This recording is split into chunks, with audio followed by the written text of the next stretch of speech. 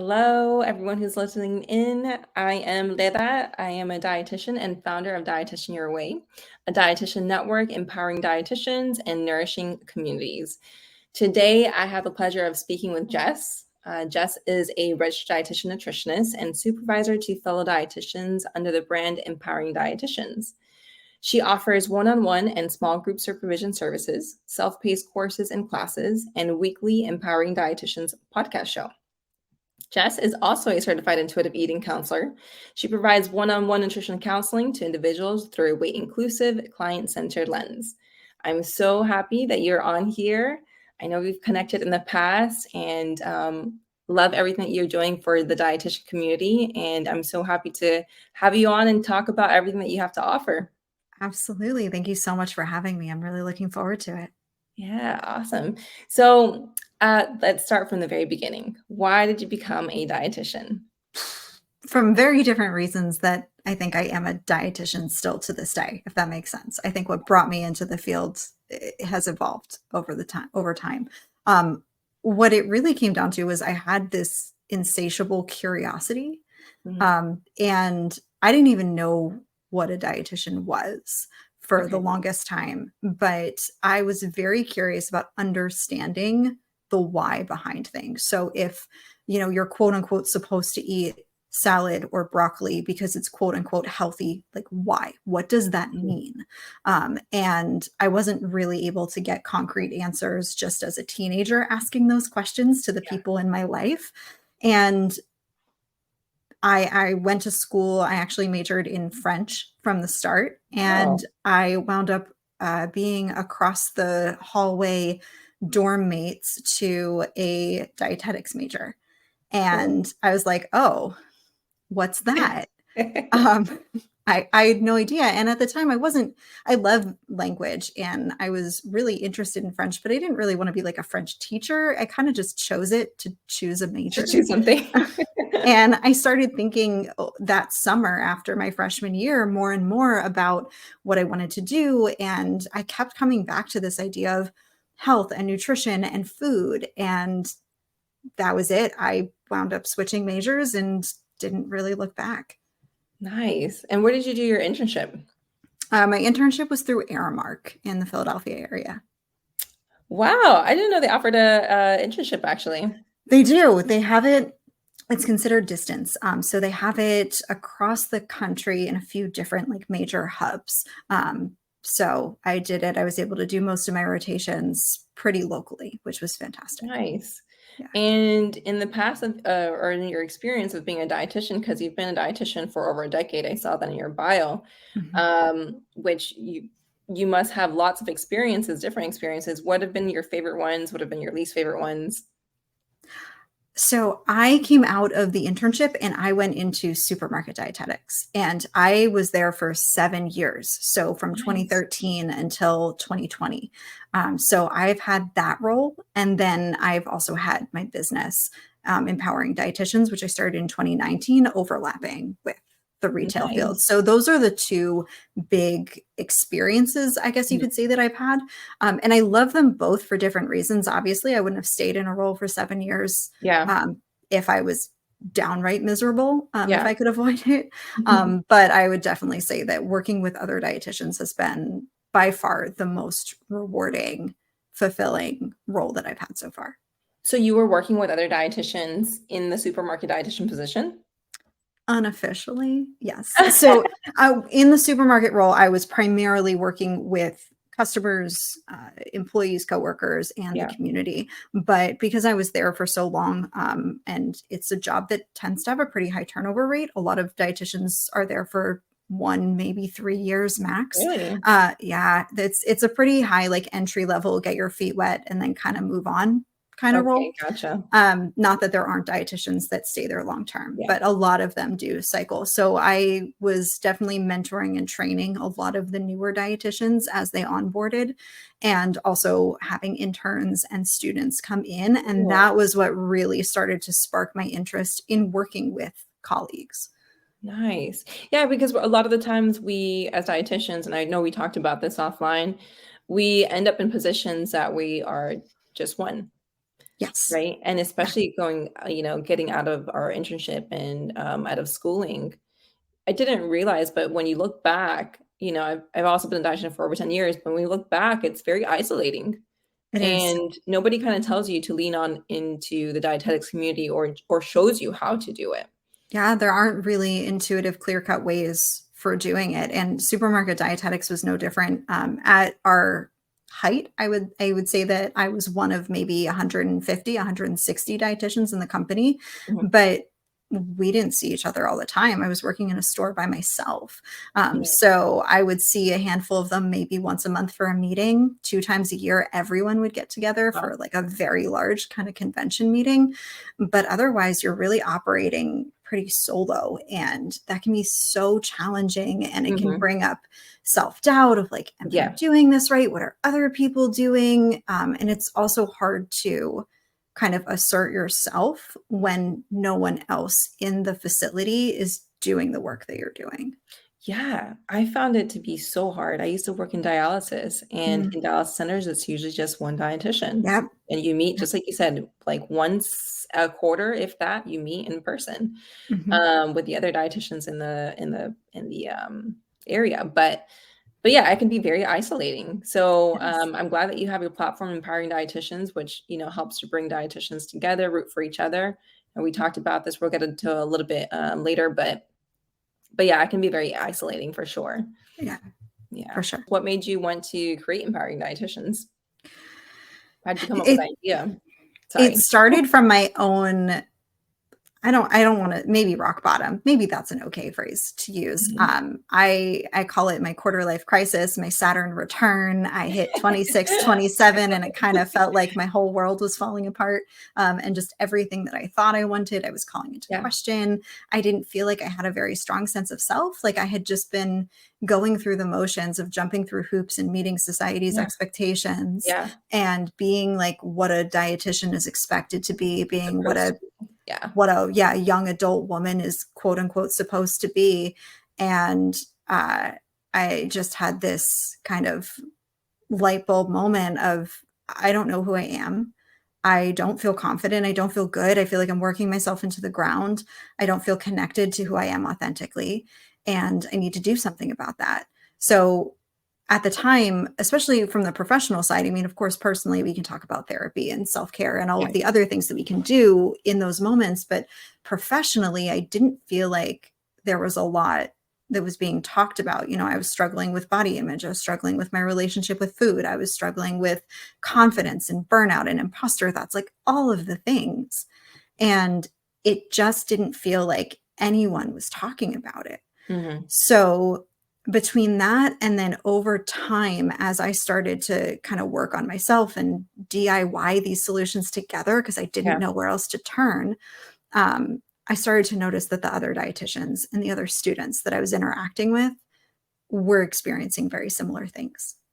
And so it was in that moment that I was like, okay, this isn't like a me thing. This is Gotcha. a profession thing. Yeah. And Light bulb. exactly. And Mhm. I really wanted to start a private practice.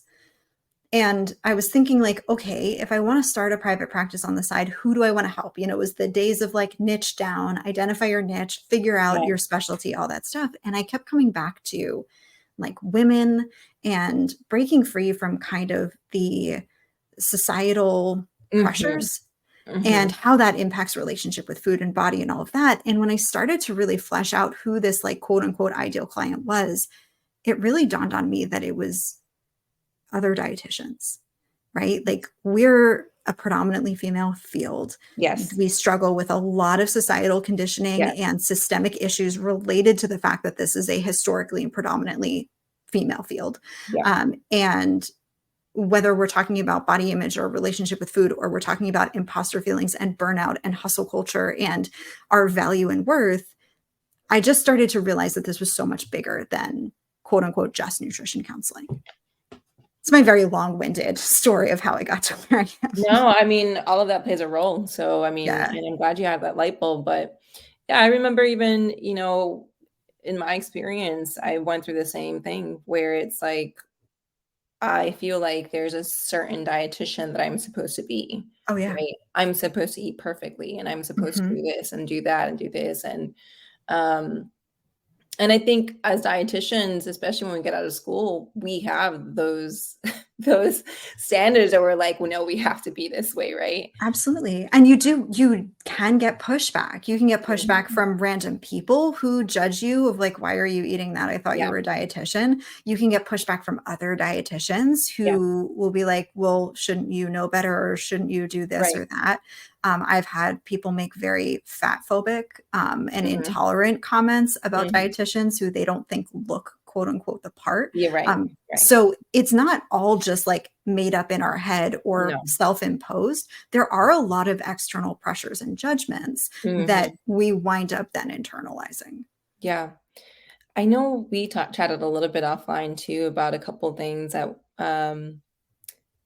that I think may affect our growth, as dietitians. And I think, one of the reasons that I had mentioned and you had mentioned as well was that it is a predominantly female field, Yep.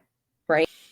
It's Yep. an uphill battle for us in, like you said, various aspects in being a woman. But then we're also in a predominantly women, female Yep. um, Yeah. profession. And we can't ignore the way that our society and system influences that, from our perception to just our historical roots as a profession. Even the fact, like when we talk about quote unquote imposter syndrome, when you look at the research, imposter syndrome, which I usually refer to as feelings or thoughts rather than a syndrome because Mhm, of this issue specifically, it predominantly affects women and even more so women of color. So the more mhm, layers of systemic and societal marginalization that you experience or hold, mhm. the more susceptible you are to imposter thoughts and feelings, because Yeah, it's not a problem with I feel us, right? We're just trying to exist in a system that literally is set up to doubt us. it. And we do have to prove ourselves. And that leads to us doubting ourselves more or feeling like we don't Yeah, belong. yeah, And we do a lot of this like self-blame game because we're like, well, why am I not more confident? When so much of it has to do with the fact that we were taught not to believe in ourselves and other people were taught not to take us seriously. yes. Preach. Love it. Yes, yes. I have nothing to say to that because you said it Right. so perfectly.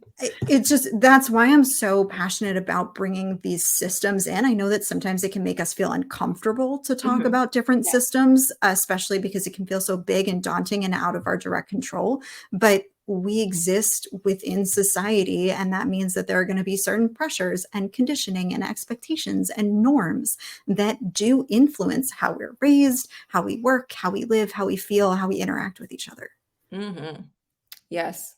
I mean, I you said it perfectly. There's nothing like, I feel like you're so great with words. I love it. I love it. The things that I would love to express, you're expressing exactly what I would want to express. So thank you. I Yes. No, I appreciate it. I can get on a soapbox about this stuff, and I do regularly, Yes, on your podcast. always. Yes. So let's talk about that. Tell me a little bit about your podcast. How did you start that? I listened to it. I love how you have guests on there and you Yeah. talk about very specific topics that are to dietitians. So I love it. Yeah. I started it back in 2020, Mhm. and so it was about a year into having empowering dietitians in some capacity, and it really came from I do love writing, so I do script out most of my episodes. So spoiler alert, I'm not always so like quote unquote great with words or articulate. Like a lot of times I'm reading a script. And that's also okay. That's okay. Um, Yeah. and so I like writing. I love speaking. I love talking about more in-depth topics. Like I think when it comes to social media, we're limited. There's only so much nuance that you can Yeah. convey. And I wanted more than an Instagram caption to be able to talk about these big issues. And Yeah. I wanted to be able to feature other dietitians too. So it started out as an Instagram live series. I did like a Beat the Sunday Scaries interview series with dietitians every Sunday night, Nice. just to give dietitians a little pep talk to start their week. And that evolved then into the full-on podcast on a Love separate it. platform with both solo and guest episodes. I love it. Yes, and I was listening in, so you do provide a lot of great details and a lot of great information that boosts confidence in dietitians. So I yeah, appreciate it's that. great. You guys should definitely check it out. It's on, where is your podcast hosted? I saw it on Spotify.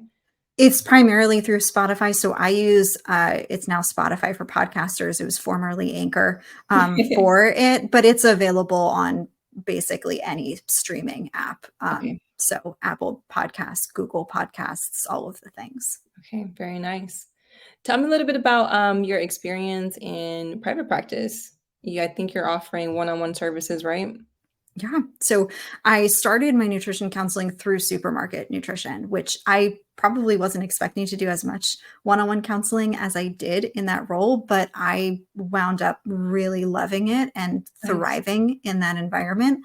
So when I did leave the supermarket Mhm. role, I took a few clients with me and had kind of a small practice on the side, but with how much energy I was putting into empowering dietitians. Just in case anyone was wondering, building two businesses at once is not really a great idea for burnout and sanity.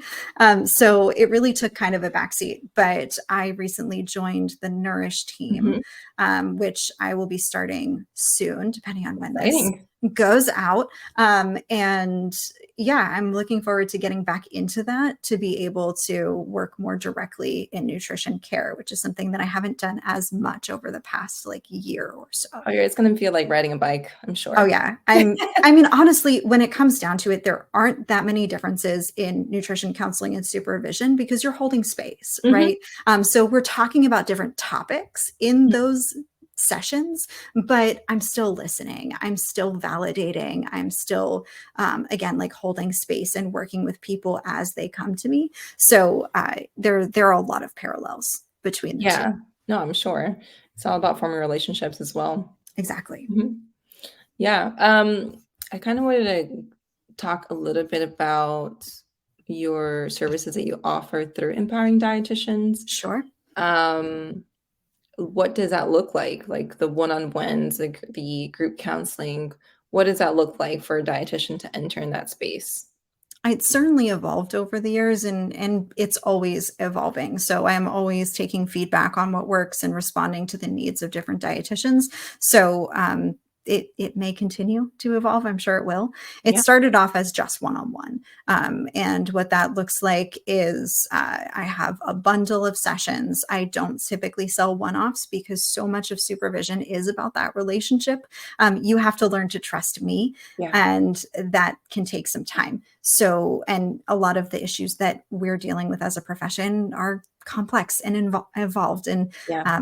I don't promise that I'm going to fix something in 90 minutes or something Right. like No, that. definitely not. Yeah. So you sign on for like small bundles of one-on-one sessions that we can work together on a specific issue. And it's really just a space for you to show up and be a human and to be messy and be vulnerable. And that could mean that you're struggling with burnout and you need help navigating that. That could be that you're really struggling with your confidence or what to do in a client situation. And we're working more on like case consultations. That could look like you're in limbo in your field and you don't really feel comfortable in the role that you're currently working in, but you don't know where you want to go next, or you're questioning your decision. So, kind of anything related to the field of dietetics, I'm just someone who shows up for you and is that constant in your professional life where you can talk it out, you can get to the root of what you're feeling. And I'm not here to fix anything or tell you what to do. I really help you understand what you want to do and feel empowered to move forward in a way that feels aligned to you. Yeah, and we need that because a lot of the times, like we said earlier, it's like we don't have that, No. in our in especially as newbie dietitians. Yeah. As newbie dietitians, like it's a hard task the first few years as a newbie dietitian. It Mhm. is. It is. And I think we gravitate towards those like, well, just tell me what to do and I'll do it. But that's a recipe for living your life and building a career on someone else's terms. Yeah. And so I will periodically give advice when it's appropriate and it's sought, but ultimately I'm here to help you get connected to your values and to figure out what's important to you and then how to actually go out and live according to those values. I wish I had your services, 10 years ago, because I that wish would have I helped had so my much. services 10 years ago. I wish, because it would have helped so much. I felt like most of my career was like, what am I doing? Yeah, no, my dream is to be in a world, a reality where supervision is just normal in our field. It is something that is normalized in the therapy space. So a lot of therapists regularly engage in their own supervision, but it's not, we're not at that point in dietetics. So we need more supervisors. We need to kind of break down the mystery behind what it is. And also, of course, have conversations around accessibility in order to really make this something that more dietitians feel comfortable engaging in. Yeah, I agree. And the crazy thing too is that, like, depending on what internship you have or what master's program you have, you can have a completely different Oh, experience, absolutely. and come out as a completely different dietitian, right? It's not so Yeah. streamlined. I know they have like specific parameters that they have to meet, but those experiences really mold us into what we're going to become the first few years as a dietitian. Yeah. So yeah, I think there should definitely be something like community oriented and supervision, right? So that, if we have any questions, if we have any doubts or anything like that, we can always reach out to that person. But in the meantime, at least we have you, and we can count on you to help us through our careers. Yeah. I try. So tell me a little bit more about what services you offer. Yeah. So in addition to the one-on-ones, I also periodically run groups, which dietitians feel a little funny about sometimes. I think that we've had mixed experiences in community spaces in our field, and might be a little bit nervous to go into that space. But kind of like we've talked about, there isn't a lot of community, right? There aren't a lot of places where we can go to understand that we're not alone. And what I found is that as much as I can say, oh, I have this other dietitian who is struggling with this, and you're not alone in all of this, it is way more powerful for me to get those two dietitians in the same room or the same Zoom room Mhm. and to be able to talk to each other, Yeah. right? So there is so much power in having intimate, collaborative, supportive Yeah. spaces that is really wonderful. So I really try to incorporate some sort of like group or community dynamic in as much of what I do as possible, whether that is like the group supervision or a Facebook group for my one-on-one clients, or having like a live group workshop or something like that, where you can be interacting at least in like the chat feature while the class or course is going on, getting to know and responding to the other dietitians there. Yeah, that's great collaboration. I'm so working on it, and I get it. I get how competitive our field has been and how ingrained that has been in our work. So I know that it's not easy, but I will say that when we come at it from a different angle and we can really start to reject all of those internalized hustle culture beliefs that Imposter taught syndrome. us, yeah, that taught us the comparison game, that taught us to Mhm. feel inferior and all of those things, you wind up with a completely, I don't know if I want to say revolutionary, but a completely different group dynamic that is so healing Yeah. compared to trying to just go at it alone. Yeah. Yeah. And I mean, it's also embracing one's authenticity as well, Exactly. because when you come into it from that perspective, you realize that you have a lot to offer regardless, of anything Yeah, else, right? absolutely. So yeah, I think that's great. That's awesome. The imposter syndrome, like, that is so on point. So on point because Mhm. gosh, it's like a constant uphill battle, I feel like, and it's funny that you mentioned, more so in minorities, but even just as women, like, it's a Mhm. constant uphill battle. I think the internal chat that goes inside your brain constantly, it's like Yeah. you have to be very well aware of what's going on up there. Otherwise, it's kinda like you're just gonna let those thoughts basically run you. Yeah, well, that's a big focus of the self-paced courses and classes that I host, because one-on-one supervision is great to really form that relationship, and we do different work. Of course, I can't do that same thing from a self-paced course, Mhm, but I can teach you more about the things that you're experiencing, whether it's mhm, understanding imposter feelings and where they come from, understanding the different kind of types of burnout and where mhm. those come from, and then helping you build awareness around your inner monologue, your interactions with other dietitians, your internalized beliefs, all of those things, so that you can kind of start to do some of this work on your own. It's so powerful. It brings me back always to intuitive eating because It's, it's always that internal work that's so yeah, powerful. every once in a while you'll hear me refer to it as like intuitive living, because Yeah. it really is kind of just rejecting the BS Mhm. that is just Ingrained. on us Mhm. all the time, that we just like bathe in like soup, Yeah. and to learn how to reject it and really get in touch with your authentic self as a dietitian. There are so many parallels to that process. And it's also why I love encouraging, if you are into intuitive eating, and weight inclusive care and stuff, we can go bigger, because diet culture is hustle culture. It's just one big loop. And we can do a lot more and extrapolate beyond, quote unquote, just the food. Yep. Yep. Yep. Yeah, I find that with intuitive eating, when you have a patient or a customer tap into that, Mm-hmm. then they start to realize and their whole life shifts because then Oh, it's like yeah. you're creating these boundaries, you're creating this empowerment within yourself, this authenticity within yourself, and that is just going to relay into several aspects of your life as well. Absolutely. Food and body image become kind of gateways into these much larger conversations about how we exist in the world and how we relate with other people. And so essentially the work that I do with dietitians is very much the same thing. Yeah. But we might not always be talking about food and Food. body image. We Yeah. might be talking about, careers Yeah. and relations with other healthcare providers. I love it. I love it. And it's to find their true authenticity, to find where it is that they would like to exist, how they would like to exist. Exactly. That's awesome. It's very empowering. Thank you. Let's review your profile on Dietitian Your Way and see what you got going on here. Sure. Pull it up. All right, so we got you here. Beautiful picture. Jessica Romola, and certified intuitive eating counselor and dietitian supervisor. We have your about page and then your services, what you offer. Anything you wanted to touch upon your profile?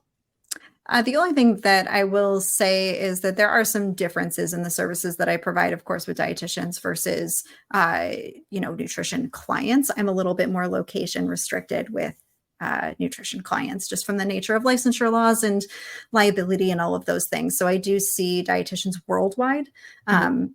virtually, and then nutrition clients. I'm licensed in Texas, will eventually be licensed in New Jersey if New Jersey ever enacts their licensure law, and I can see clients in states where licensure is not enacted. Nice, very nice. I love it. Any last words? Actually, before we get off, what advice do you give for aspiring dietitians? I want to say, if I have to do like a soundbite, a like cliche soundbite, is trust yourself. And like take the time to slow down and be with yourself Hmm. before we start trying to improve ourselves or work on our skills or show up for other people.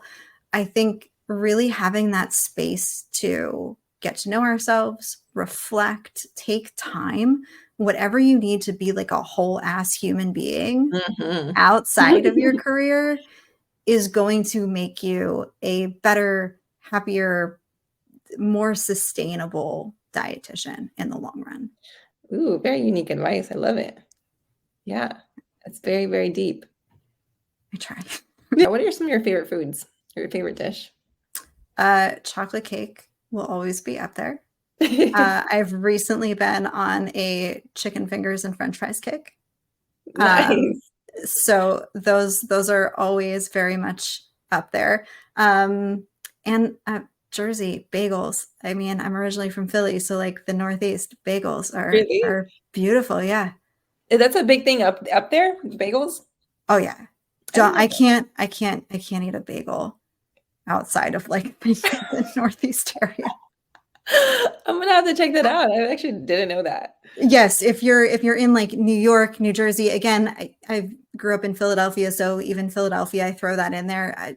Bagels, they're they're wonderful. Awesome. Any last words before we get off?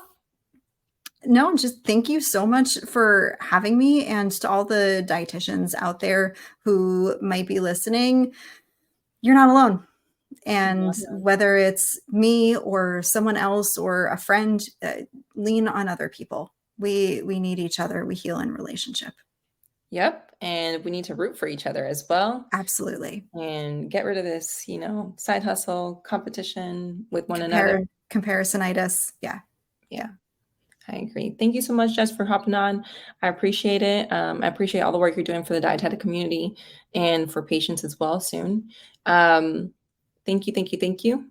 And Absolutely.